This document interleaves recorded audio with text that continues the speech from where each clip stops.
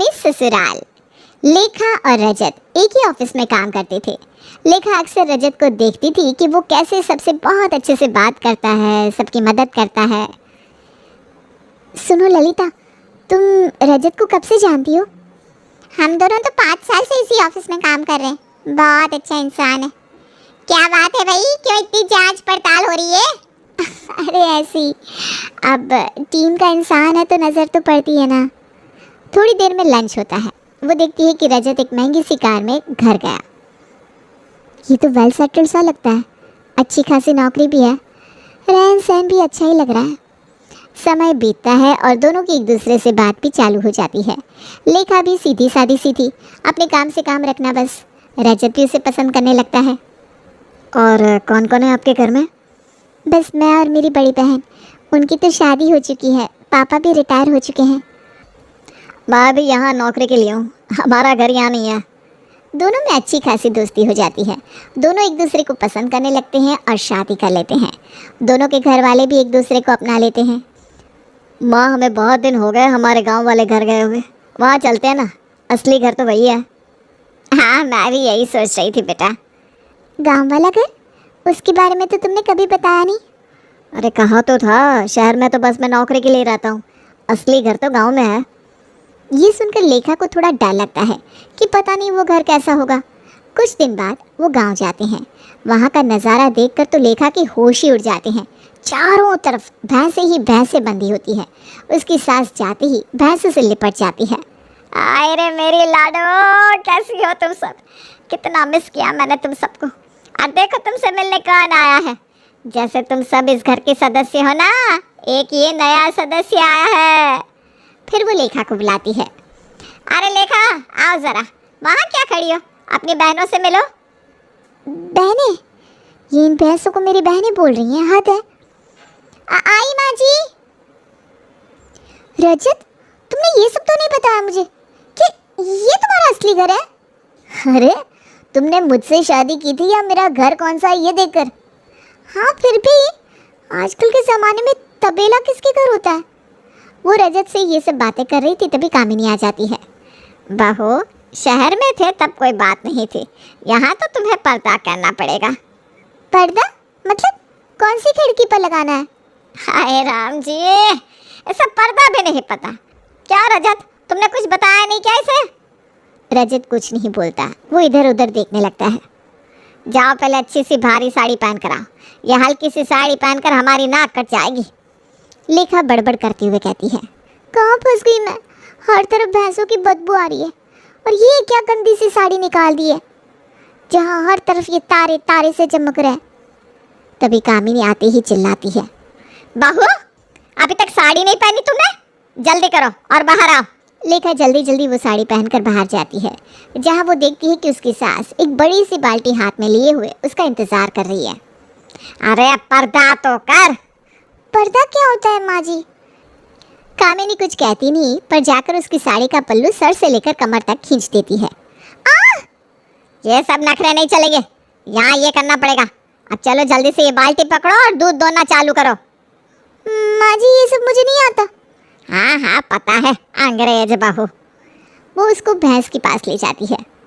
देख लाडू, तेरी छोटी बहन आई है, चल अब इसे परेशान मत करना। हाँ, आराम से दूध दोने देना। अरे चल काम चालू कर। लेखा डरते डरते भैंस के पास जाती है। एक हाथ से पल्लू संभालती है, दूसरे से बाल्टी, और धीरे धीरे भैंस के पास जाती है। हे भगवान, ये कहाँ फंस गई मैं? कहीं ये भैंस लात वात ना मार दे। वो कोशिश करती है पर तभी उसको एक जोरदार लात पड़ती है। वो धड़ाम से जाकर गिरती है, उसे लग जाती है। रजत, यहाँ से चलो, मैं नहीं रह सकती यहाँ, हर तरफ बदबू आ रही है। चलो, कहाँ चलो? यही मेरा घर है, हम बचपन से यहीं पले हैं।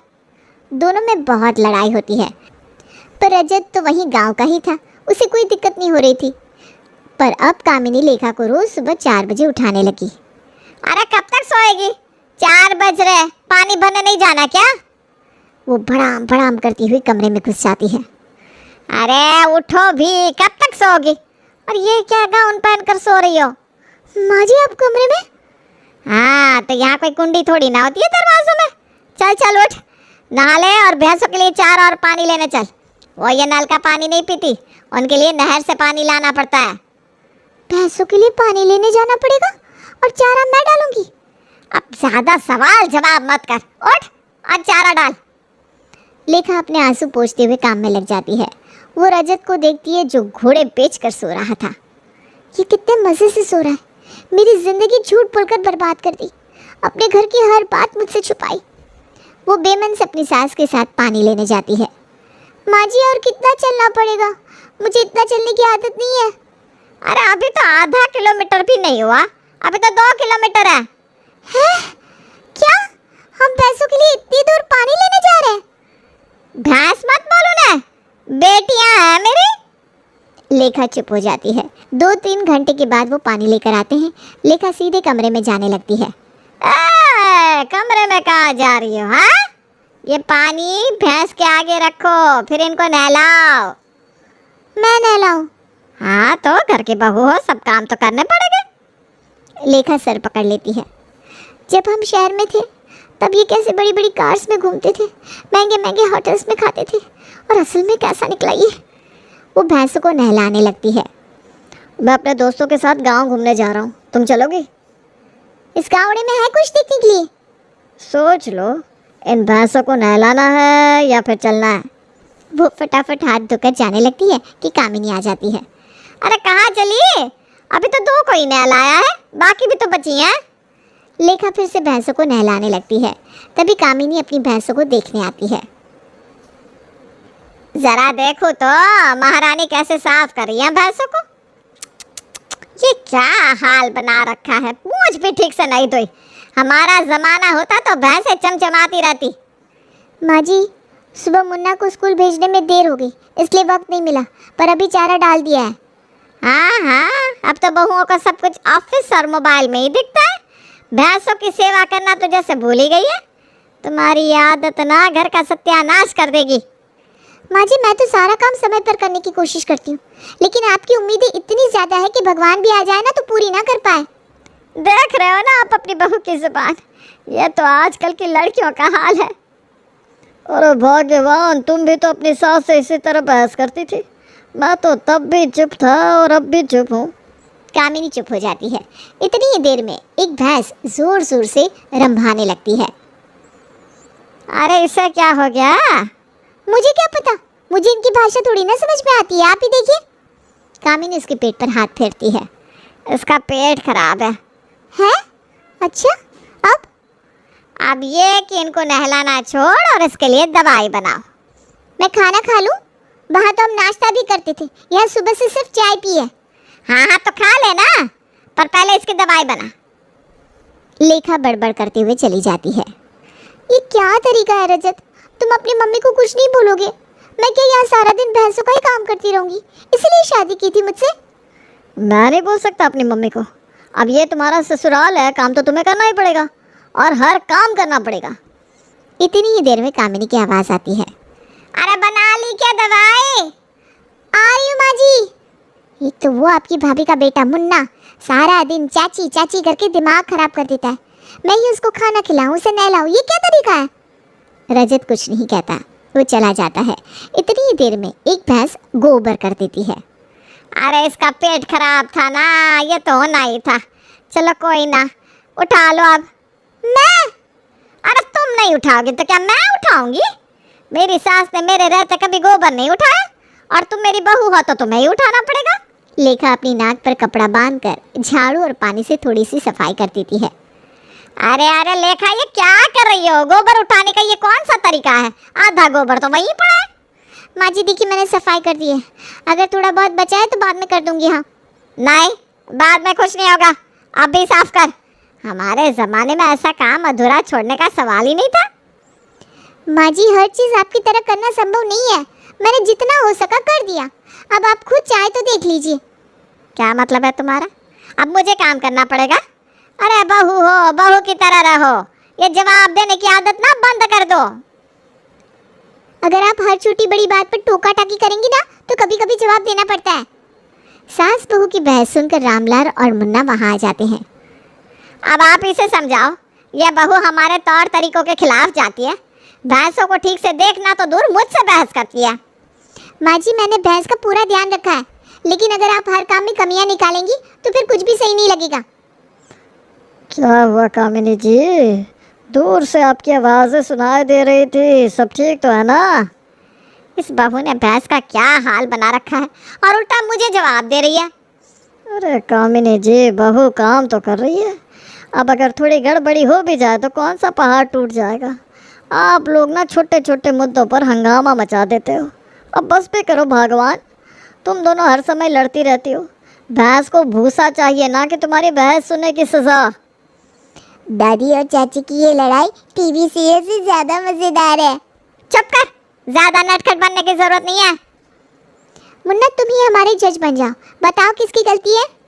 दोनों की, लेकिन अगर आप दोनों मिलकर काम करें तो लड़ाई की नौबत ही नहीं आएगी। अगले दिन फिर सास और बहू दूध निकालने की तैयारी कर रही थी।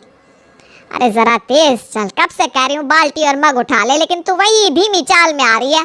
माँ जी मैं आ रही हूँ ना, सुबह से लगातार काम कर रही हूँ, थोड़ा तो धैर्य रखिए। अरे अगर तुझसे ये छोटा सा काम भी ठीक से नहीं होता तो बड़ी बड़ी बातें करना तो बंद कर। माँ जी अगर आपकी निगरानी ना होती तो मैं शायद सारा काम और बेहतर कर पाती। कामिनी और लेखा के बीच तकरार जारी रहती है। इसी बीच भैंस अचानक से जोर से रंभाने लगती है और दूध निकालने की बाल्टी पलट जाती है। अरे बाप रे, ये क्या किया तूने? सारी मेहनत बर्बाद कर दी। अब इस दूध का क्या होगा? माँ जी ये मेरी गलती नहीं है, आप ही भैंस के पास खड़े खड़े चिल्ला रही थी, इसी वजह से वो घबरा गई। ओहो, अब मेरी गलती हो गई। तेरी लापरवाही की वजह से सब बर्बाद हुआ और दोष मुझ पर डाल रही है। झगड़े को सुनकर रामलाल और मुन्ना वहां पहुंचते हैं। अब क्या हो गया? ये दूध क्यों फैल गया? दादी और चाची की बहस में भैंस भी परेशान हो गई होगी, उसने सोचा होगा दूध ही गिरा देती हूँ, शांति हो जाएगी। तू तो चुप ही कर, हर समय मजाक नहीं करते। माँ जी अब दूध तो गिर गया, जो हुआ सो हुआ, मैं इसे साफ कर देती हूँ। ठीक है साफ कर दे, लेकिन अगली बार थोड़ा ध्यान रखना। लेखा चुपचाप सफाई करने लगती है। माहौल थोड़ा गंभीर हो जाता है, सब अपने अपने कमरों में बंद हो जाते हैं। शाम को जब लेखा बाहर आती है तो देखती है कि एक भैंस नहीं है। वो घबरा जाती है और कामिनी को बुलाती है। माँ जी जल्दी आइए, तबेले में नहीं है। क्या भैंस नहीं है? ये कैसे हो सकता है? कल रात तो इसे बांध कर रखा था। पता नहीं माँ जी, मैं सुबह जब आई तो भैंस का कोई नामो निशान नहीं था, रस्सी भी टूटी पड़ी है। जरूर तेरी लापरवाही का नतीजा है। अगर तूने सब ठीक से चेक किया होता तो यह नहीं होता। माँ जी मैंने सब कुछ चेक किया था, लेकिन अगर रस्सी कमजोर हो तो इसमें मेरी क्या गलती? क्या हो रहा है? क्यों चिल्ला रही हो? देखिए इस लेखा की वजह से क्या हो गया। नहीं पापा जी, मैं तो खुद परेशान हूँ, शायद किसी ने भैंस को खोल दिया होगा। दादी हो सकता है कि भैंस खुद ही आपके झगड़ों से तंग आकर भाग गई हो। चुप कर, हर बात में मजाक करना बंद कर। अब जल्दी से सब लोग भैंस को ढूंढो। सभी भैंस को ढूंढने निकलते हैं। तबेले के आसपास के खेतों और गांव की गलियों में खोजबीन होती है। इसी दौरान रघु भी उनकी मदद के लिए आता है। राजा तू भी देख, कहीं आसपास ही होगी। हमारी भैंस है, कहीं दूर नहीं जा सकती। माँ जी हो सकता है भैंस खेतों की उस तरफ चली गई हो। मुन्ना और मैं उधर जाकर देखते हैं। ठीक है, लेकिन ध्यान रखना, अगर भैंस नहीं मिली ना तो मैं तुझसे बात नहीं करूंगी। मुन्ना और लेखा खेतों की तरफ जाते हैं, जबकि रघु और रामलाल दूसरी दिशा में खोजते हैं। थोड़ी देर बाद मुन्ना चिल्लाता है, चाची इधर आइए, भैंस यहाँ पेड़ के नीचे है। सभी लोग दौड़कर वहां पहुंचते हैं। भैंस पेड़ के नीचे आराम से बैठी थी, लेकिन उसकी रस्सी पूरी तरह टूट चुकी थी। देखो ये सब ना तेरी लापरवाही का नतीजा है लेखा। अगर तूने रस्सी ठीक से बांध दी होती तो ऐसा नहीं होता। माँ जी मैंने रस्सी ठीक से ही बांधी थी, लेकिन पुरानी रस्सी थी इसलिए टूट गई। अब बार बार दोष देना बंद करें और भैंसों को घर ले चले। सही बात है, भैंस को घर ले चलते। अगली बार एक नई और मजबूत रस्सी ले आना। दादी आप चाची पर गुस्सा मत कीजिए, भैंस ने मुझे बताया कि वो ताज़ी हवा खाने गई थी। भैंस सकुशल घर आ जाती है और कामिनी को चैन की सांस आती है। सबका पूरा दिन खराब करके वो तो रात को चैन से सो जाती है। रुचित ये क्या जिंदगी हो गई है मेरी, सारा दिन बस भैंस तबेला चारा इन्हीं के आसपास गिरी रहती हूँ। इन चक्कर में नौकरी भी हाथ से चली गई, मैं यहाँ से जाना चाहती हूँ बस। देखते हैं, चलते हैं 1-2 दिन में। लेखा तो वहाँ से जाने के नाम पर ही खुश हो रही थी, पर अगली सुबह कामिनी फिर से हंगामा मचा देती है। अरे लेखा इस भैंस को कब नहलाएगी? पूरी गली में हमारी हंसी उड़ा रहे लोग, भैंस से बदबू उठ रही है।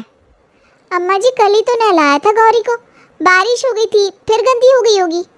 तू ना बहाने मत बना, भैंस को साफ रखना तेरा काम है। जब से घर आई है कोई काम ढंग से नहीं किया। अम्मा जी भैंस नहलाना तो मेरा काम है, लेकिन उसका गोबर हर जगह फैला होता है, उसे कौन साफ करेगा? क्या कहा? क्या तुम मुझे ताने मार रही है? मैंने अपनी जवानी में 10-10 भैंसें संभाली है और तू एक को नहीं संभाल सकती। क्या जवानी में सासू माँ ने भैंसें संभाली थी या फिर पड़ोसियों से काम करवाया था? लेखा चुपचाप बाल्टी लेकर भैंस को नहलाने लगती है। कामिनी वहीं खड़ी होकर निर्देश देने लगती है। साफ पानी डाल, ये क्या गंदा पानी डाल रही है? और हाँ, उसके कानों के पीछे सफाई करना मत भूल, बदबू वहीं से आती है। जी अम्मा जी कर तो रही हूँ सब। उसी समय पड़ोस की कमला काकी आती है। अरे भाई क्या हुआ, सुबह सुबह इतनी चिल्ला क्यों रही हो? क्या बताऊं कमला, मेरी बहू इतनी आलसी है, भैंसों को नहला भी नहीं सकती। पूरे गांव में हमारी नाक कटवा दी इस बदबू ने। अरे बहू सासू माँ को ना ज्यादा सीरियसली मत लो, ये तो खुद भी भैंस को देखकर भाग जाती थी। अरे चुप कर कमला, तू क्यों बीच में टांग अड़ा रही है? लेखा मन ही मन सोचती है कि ये भैंस तो बहाना है, सासू माँ को बस कुछ न कुछ बोलने का मौका चाहिए। कामिनी कमला काकी के साथ चटखारे ले लेकर बहू की बुराइयां कर रही थी और लेखा अंदर ही अंदर कल वाली बात सोच रही थी कि रजत ने कहा है 1-2 दिन में यहाँ से चले जाएंगे, पर उसे पता था वो दिन कभी नहीं आने वाला। उसकी पूरी जिंदगी अब भैंसों के बीच ही निकलने वाली थी।